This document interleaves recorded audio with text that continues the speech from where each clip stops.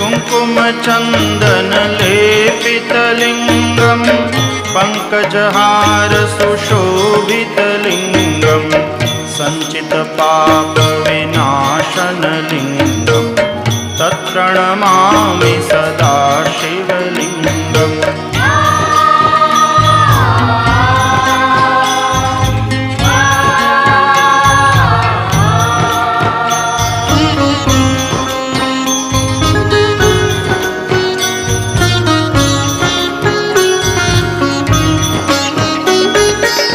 देवगणार्चितसेवितलिङ्गं भावैर्भक्तिभिरेव